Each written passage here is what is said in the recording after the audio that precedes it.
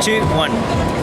Hello, it is Trevor again from Barista Underground, and chatting to some more contestants at the National Coffee Championships of South Africa 2012. You'll be able to view all of these videos on Barista Underground on www.baristaunderground.com. I think it's here. So anyway, I'm talking to Jonothan Robinson from Been There, and Been There Coffee, and I have been there and I've had good coffee there. So Jonathan, you are involved with you're doing the Cup Tasters competition. Correct. Now that is a new thing. I've done 2 competitions, and this is something I've never seen before. Yeah. Tell us more about the Cup Tasters contest and how they. Yeah, it's a great. I think it's a great competition. I think what's exciting about it is it's about the skill of the competitor, and basically the way it works is that there's 8 coffees. There's 8. Okay, sorry. There's 8 flights of coffee on the table. There's 8 sort of sets, and there are 3 cups of coffee in each of those sets. And basically, what you have to do is you have to spot the odd one out. So there are 2 coffees that are the same and one that's different. And so you basically have 8 minutes to go through the 8 coffees and taste each of them and determine which one is different and place that out of the set. And then basically they tally up and see how many you got right, and that determines whether you progress or not. So yeah, it's interesting. And how did it go? How did the competition go for you? Yeah, it was. I wouldn't have rated myself as a great cupper, but I miraculously won the Gauteng Cup Tasters competition, and so that was obviously a miracle because I came 4th in this one. And to be honest, stepping up yesterday to the coffees, they all tasted a little bit too similar to me, so it was a touch of felt like it was a bit of touch of guesswork. But yeah, it's I think it's a fun event, and it certainly tests your skills in terms of your palate. There's no room to bullshit, really. Yeah, you really just either you know the coffee or you don't. You can't wax lyrical about a whole lot of stuff that's in a particular coffee.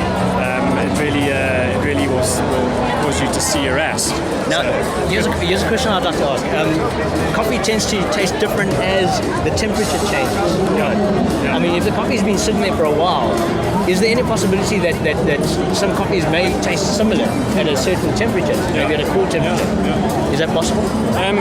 Yeah, I mean, different cup tasters have different sort of feelings about hot or cold. I personally prefer the coffee to be a bit colder, and that really comes from sort of, I guess, tasting a lot of coffees ourselves in terms of cupping to choose coffees for the roastery. And what happens, obviously, when coffee is really hot is that you actually can't taste anything. Everything just tastes the same. We notice when we're sort of choosing coffees, oftentimes you taste a cup and it tastes great or it tastes alright when it's hot, and as it cools, you think, oh, geez, this is not a great cup of coffee. So, to me, coffees are less forgiving when they're cold. I mean, they reveal sort of their true colours as they cool. So it's safer to let them cool down, and then they're all sort of on the equal standing. It was one of the challenges of the Cup Tasters yesterday, in that some of them were a little bit warmer than others, and that does throw one off, or can throw one off a bit. But yeah, good observation. Yeah. Now, another thing that's come to mind is the competition has changed. There are new parts of the competition that are being introduced, and I've heard about the AeroPress. Yeah. Tell us more about that. Yeah, that's another really fun competition. The AeroPress, as you know, is a sort of a combination between a variety of different techniques, and it's sort of, I guess, a mix of partly plunger, partly filter, partly espresso. I mean, you sort of got a combination of filter paper and pressure, and so great piece of equipment to work with. And again, it's a great competition from a coffee point of view, in that basically you have a couple of competitors. You all prepare your AeroPress in different ways, using either varying your grinds, the amount of coffee you're using, the amount of water, etc. You prepare your AeroPress and then present it to the judges. But the beauty of the competition is that the judges don't know whose coffee is whose. So you basically have an identifier on the bottom of the cup that says A, B, C, or D, which is a particular competitor. And the beauty of the way it is that it's really simple. The judges each take a sip of each of the different coffees, and on the count of 3, they all put their hands behind their heads, and then they point at the coffee that they like. Okay. And what that does for me, compared to the Barista Champs, where a lot of it is about your personality and how you bring it across, and some personalities being bigger than others, some people having a better ability to sort of showcase their coffees or to speak about their coffees, and so a lot of the Barista Champs are around personality and coffee, whereas something like the AeroPress is really, it's about the coffee. It's about the coffee. It's taken out the personality of the people, and it's purely the coffee has to stand on its own and win that way. And I found I was in Milan last year in October at the World AeroPress Champs, and what was really funny to watch is that it came down to the semi-finals where you had James Hoffman competing against some guy who was unknown. Okay. And if that had been in a normal situation, the bias of the judges, in my view, would have gone towards James Hoffman because a bit of a legend in coffee. He must produce a better AeroPress than this guy. What happened though is that they presented the cups, and the other guy actually won. And I saw in the judges for that moment their apologetic faces at having almost to have to say, sorry James, that you didn't win.